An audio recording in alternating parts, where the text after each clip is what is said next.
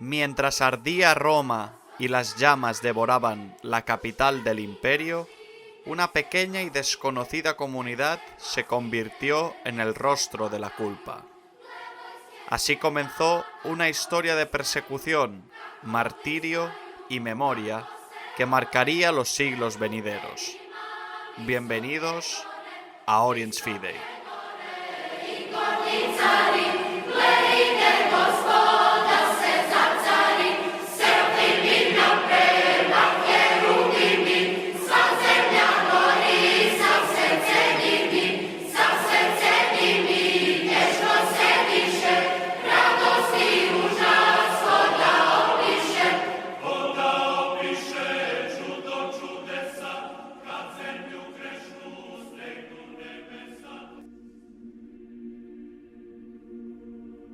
Cuando llegó la plenitud de los tiempos, el Mediterráneo entero se encontraba unido bajo una misma autoridad, unas mismas leyes y unas mismas rutas. Desde las columnas de Hércules hasta las fronteras de Siria, desde Britania hasta las arenas de Egipto, el mundo conocido vivía bajo la sombra del águila romana.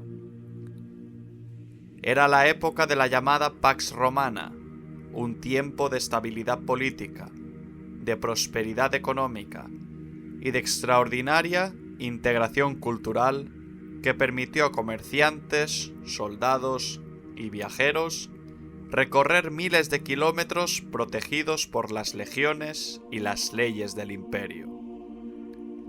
Sin saberlo, Roma estaba construyendo también los caminos por los que habría de difundirse una nueva fe nacida en una pequeña provincia oriental del imperio, Judea.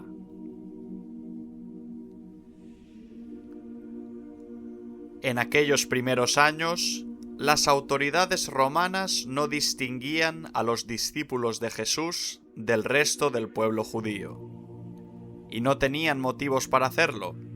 El judaísmo era una religión antigua, reconocida y legalmente tolerada dentro del imperio, y las disputas surgidas en torno a aquel predicador crucificado en Jerusalén parecían a ojos de Roma una cuestión interna más entre las muchas controversias religiosas del pueblo judío. La muerte de Cristo pasó prácticamente desapercibida para el poder imperial, del mismo modo que tampoco preocuparon inicialmente aquellos pequeños grupos de creyentes que comenzaban a reunirse en las ciudades del Mediterráneo oriental para anunciar la resurrección de su Dios. Pero lentamente, casi de forma imperceptible, algo empezó a cambiar. En Antioquía, los seguidores de Jesús comenzaron a ser conocidos con un nuevo nombre: cristianos. Y conforme aquella comunidad crecía y se diferenciaba del judaísmo, Roma empezaba a descubrir que se encontraba ante algo distinto. No era una escuela o facción más entre los judíos, sino una realidad nueva cuya relación con el imperio habría de marcar profundamente la historia de Occidente.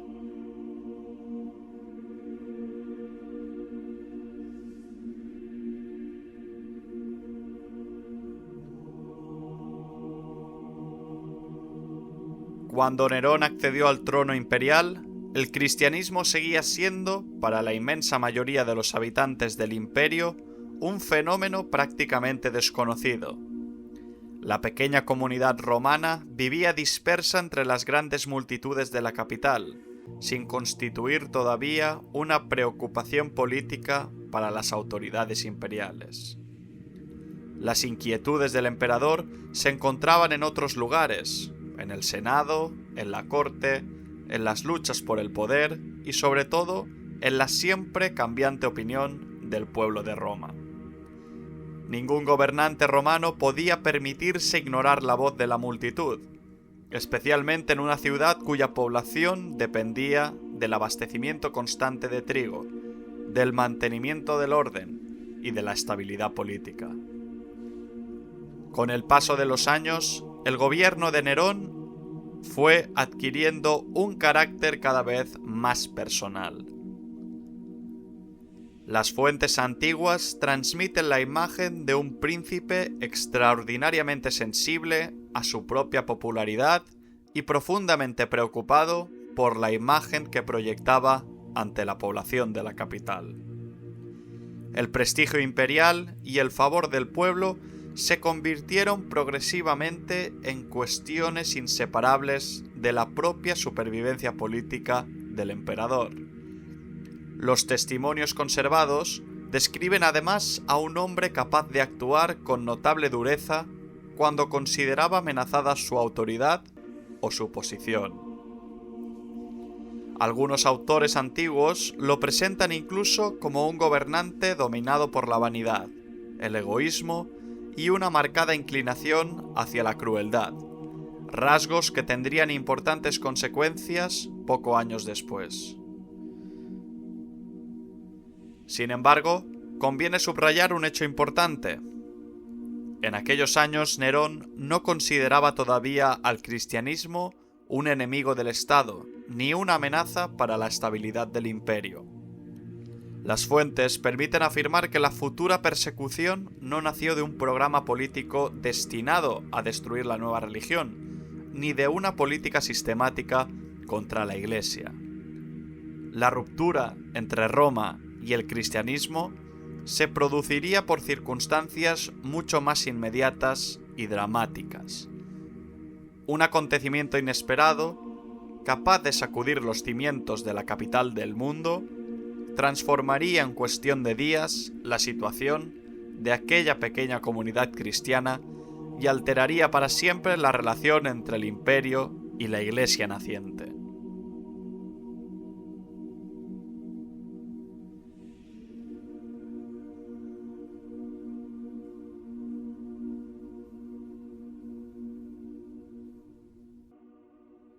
En la noche del 18 de julio del año 64, Roma se despertó envuelta en llamas.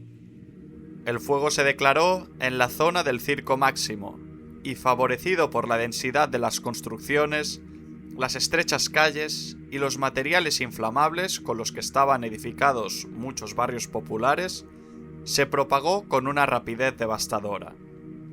Durante 6 días enteros, la capital del imperio permaneció a merced del incendio. Cuando finalmente las llamas se extinguieron, el balance era catastrófico.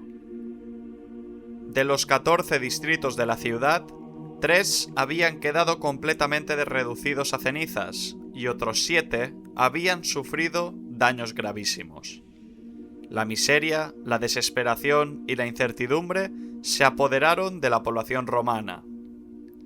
Pero junto al dolor y la destrucción comenzó a extenderse algo igualmente peligroso: el rumor. Muy pronto empezaron a circular voces que señalaban al propio emperador como responsable de la catástrofe. Algunos sostenían que Nerón deseaba reconstruir Roma según sus propios planes, levantando una nueva ciudad en la que destacara por encima de todo su futura Domus Aurea. Otros afirmaban que el emperador había contemplado fascinado el espectáculo del incendio desde un lugar elevado mientras la capital ardía ante sus ojos. Las fuentes antiguas incluso transmiten la imagen, probablemente ya envuelta en elementos legendarios, de un Nerón vestido de rapsoda mientras observaba la destrucción de la gran urbe. Fuera o no cierto aquel rumor, lo importante es que una parte considerable de la población estaba dispuesta a creerlo. La situación comenzó a volverse peligrosa para el propio emperador. Según algunos autores, la furia popular alcanzó tal intensidad que incluso la posición política de Nerón podía verse amenazada. Era necesario encontrar una explicación y, sobre todo, encontrar culpables. Fue entonces cuando apareció ante Roma una comunidad pequeña, poco conocida y ya objeto de sospechas y calumnias entre amplios sectores de la población: los cristianos. Las fuentes coinciden en señalar que el emperador aprovechó deliberadamente la hostilidad que ya existía contra ellos para desviar hacia la Iglesia naciente las acusaciones que pesaban sobre su propia persona. Tácito, nuestro principal testimonio para estos acontecimientos, no deja lugar a dudas sobre la inocencia de los cristianos respecto al incendio, y presenta claramente la persecución como un intento de apartar del emperador las sospechas que recaían sobre él. La elección no fue casual. Entre el pueblo circulaban desde hacía tiempo numerosas acusaciones contra los cristianos. Se los consideraba miembros de una superstición extraña y peligrosa. Muchos los miraban con desconfianza y se les atribuían prácticas oscuras y crímenes horrendos. Precisamente por ello, resultó relativamente sencillo convencer a buena parte de la población de que aquella comunidad podía haber sido capaz de provocar semejante desastre.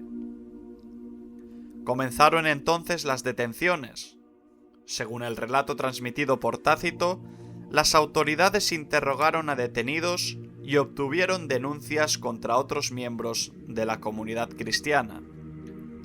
Poco después, fueron arrestados numerosos creyentes, hasta el punto de que las fuentes hablan ya de una ingens multitudo, una gran multitud, expresión que sugiere que la Iglesia de Roma había alcanzado un tamaño mucho mayor del que a menudo se imagina para fechas tan tempranas.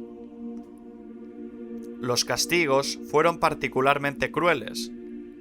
Algunos cristianos fueron cosidos dentro de pieles de animales y arrojados a los perros para que fueran despedazados. Otros fueron crucificados.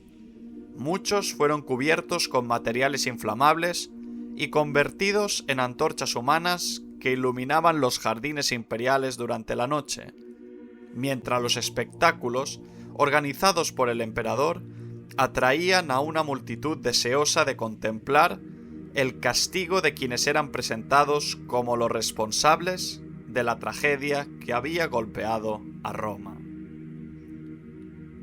Sin embargo, conviene precisar un aspecto importante.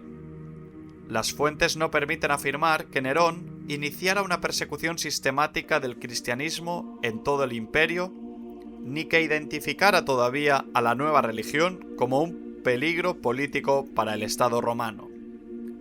Más bien parece haber utilizado la hostilidad popular existente contra los cristianos para resolver una crisis concreta y extremadamente peligrosa para su propia posición política. La persecución, por tanto, nació no tanto de un conflicto doctrinal entre Roma y la Iglesia, sino de la necesidad política de ofrecer un culpable a una ciudad herida y furiosa. Sin embargo, aunque las circunstancias que la provocaron fueran inmediatas y circunstanciales, las consecuencias serían duraderas. Por primera vez, el nombre cristiano había quedado asociado públicamente al delito, a la sospecha y a la enemistad hacia el orden romano. Aquel precedente, nacido entre las cenizas del incendio y el miedo de una población desesperada, habría de proyectar una larga sombra sobre los siglos siguientes de la historia de la Iglesia.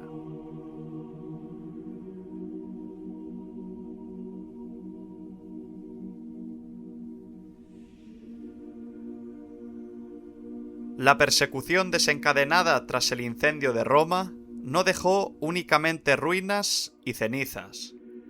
También dio origen a una memoria que habría de acompañar al cristianismo durante siglos, la memoria de los mártires. Las fuentes antiguas, y especialmente el testimonio de Tácito, describen con crudeza unos castigos destinados no solo a ejecutar a los condenados, sino también a convertir su sufrimiento en espectáculo público. Algunos cristianos fueron cubiertos con pieles de animales y arrojados a los perros para que fueran despedazados ante la multitud. Otros fueron crucificados siguiendo uno de los castigos más humillantes y dolorosos del derecho romano. Otros finalmente fueron impregnados de sustancias inflamables y convertidos en antorchas humanas que iluminaban jardines y festejos organizados por el emperador durante la noche. La ejecución dejaba así de ser un acto judicial para transformarse en una representación pública del poder imperial y de la derrota de sus enemigos. Y sin embargo, el efecto producido no fue exactamente el que Nerón había esperado. Las mismas fuentes paganas señalan que la brutalidad de aquellos castigos terminó despertando compasión incluso entre quienes no compartían la fe de los condenados. Poco a poco comenzó a extenderse la impresión de que aquellos hombres y mujeres no estaban siendo castigados por crímenes reales, sino sacrificados para satisfacer la necesidad política de encontrar culpables para la tragedia que había golpeado a la capital del imperio. La inmensa mayoría de aquellos cristianos permanecen hoy en el anonimato.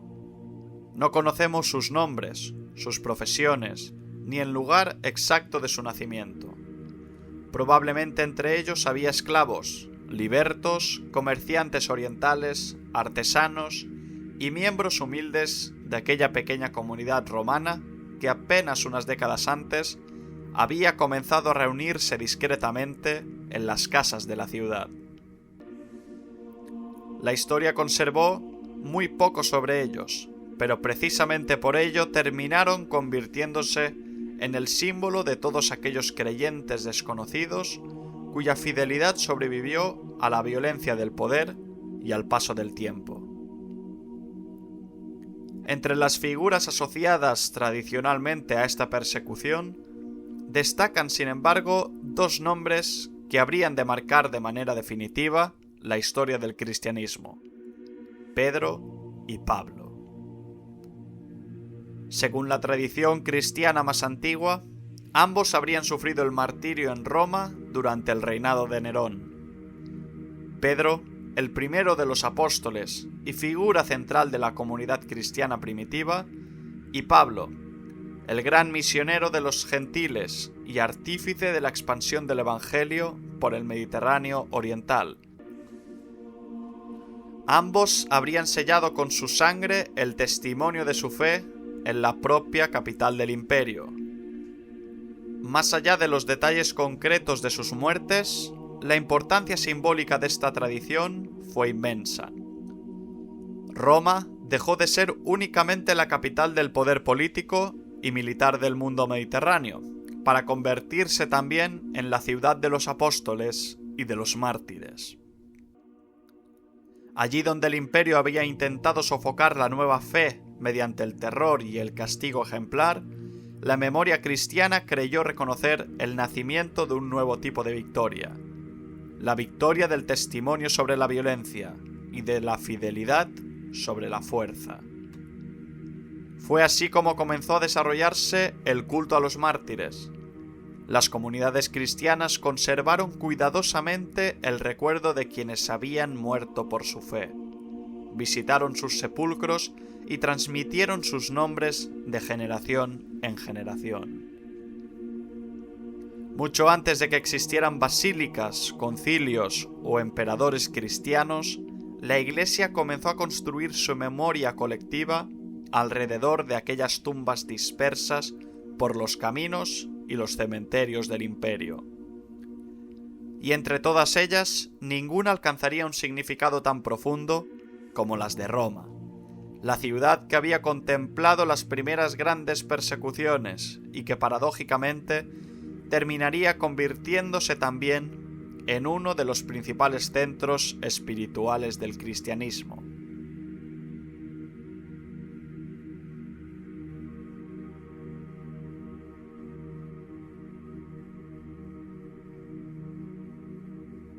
La persecución de Nerón no supuso todavía el comienzo de una persecución continua y sistemática contra los cristianos en todo el imperio. Durante décadas, las comunidades cristianas seguirían viviendo en relativa tranquilidad en numerosas provincias romanas y las autoridades imperiales continuarían sin desarrollar una política uniforme hacia la nueva religión. Sin embargo, algo había cambiado para siempre. Por primera vez, el nombre cristiano había aparecido públicamente asociado al crimen, a la sospecha y a la enemistad hacia el orden romano. Hasta entonces, los seguidores de Cristo habían permanecido a la sombra del judaísmo, protegidos en cierta medida por el reconocimiento legal del que gozaba la antigua religión de Israel. Después del año 64, esa situación comenzó lentamente a desaparecer. Roma había aprendido a distinguir entre judíos y cristianos, y una vez producida aquella diferenciación, los cristianos comenzaron a convertirse en una categoría propia ante los ojos del Estado y de la sociedad romana. La persecución de Nerón creó, además, un precedente político de enorme importancia. Aunque nacida de unas circunstancias excepcionales y limitada probablemente a la ciudad de Roma, demostró que el poder imperial podía utilizar a las comunidades cristianas como objeto de sospecha y como instrumento para responder a situaciones de crisis o de tensión social. Las persecuciones posteriores no serían idénticas a las de Nerón, ni responderían necesariamente a las mismas causas, pero el camino había quedado abierto. Con el paso del tiempo, otros emperadores, otros gobernadores y otras autoridades provinciales volverían a enfrentarse a una cuestión cada vez más difícil de ignorar: la existencia de una comunidad religiosa que rechazaba participar en determinados cultos públicos, que se negaba a ofrecer sacrificios a los dioses del Estado, y cuya lealtad última parecía dirigirse hacia una autoridad distinta de la del propio emperador. Pero las consecuencias de la persecución no fueron únicamente políticas o jurídicas. Para la Iglesia naciente, aquellos acontecimientos contribuyeron decisivamente a la construcción de una identidad propia. La memoria de los mártires, el ejemplo de quienes habían permanecido fieles hasta la muerte, y la convicción de que la fe podía exigir el sacrificio supremo, pasaron a ocupar un lugar central en la conciencia cristiana de los siglos posteriores. Las actas martiriales, las conmemoraciones litúrgicas y el recuerdo transmitido de generación en generación fueron configurando una auténtica espiritualidad del martirio que acompañaría al cristianismo durante buena parte de la antigüedad. Por ello, la persecución de Nerón ocupa un lugar singular en la memoria histórica de la Iglesia. No fue la más extensa ni la más organizada, ni tampoco la más sangrienta de las persecuciones romanas, pero sí fue la primera en enfrentar de manera abierta al poder imperial con la comunidad cristiana. Y precisamente por ello, fue recordada durante siglos como el momento en el que el cristianismo dejó definitivamente de ser una cuestión interna del judaísmo para convertirse en una realidad propia dentro del mundo romano. Entre las cenizas del incendio de Roma, había comenzado una historia que aún estaba lejos de concluir.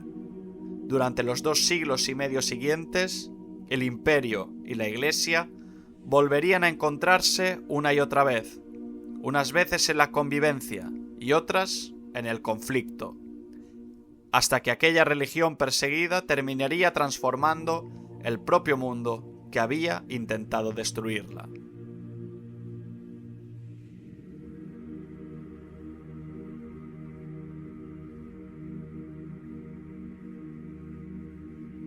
Y así, entre las llamas que consumieron la capital del imperio y el miedo de una ciudad que buscaba desesperadamente culpables, comenzó una nueva etapa en la historia del cristianismo.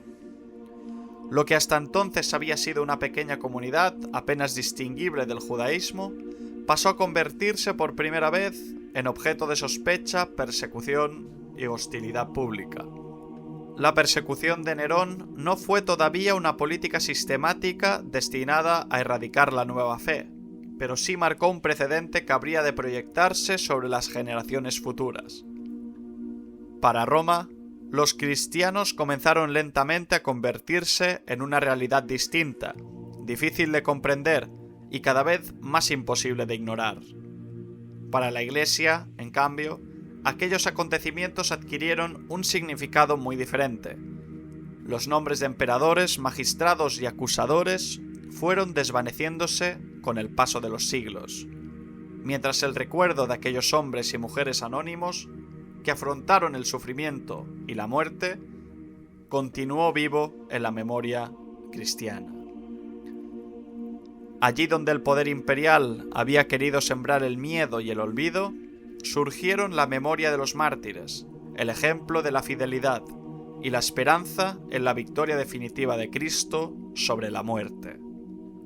Quizá por ello la persecución de Nerón ocupa un lugar tan singular en la historia del cristianismo primitivo, porque en las sombras de aquella tragedia no solo se encontraba el inicio de futuras persecuciones, sino también el nacimiento de una de las convicciones más profundas de la Iglesia antigua, que la sangre de los mártires, lejos de destruir la fe, podía convertirse en semilla para las generaciones venideras. Así concluimos el tema de hoy. Les invito a dejar sus sugerencias, propuestas y comentarios para enriquecer el contenido sobre la cristiandad oriental y sus tradiciones. Un Oriente que fue la cuna del cristianismo y hogar de los creyentes en Cristo desde la revelación. Todas estas historias y relatos los encontrarán aquí, en Oriens Fidei.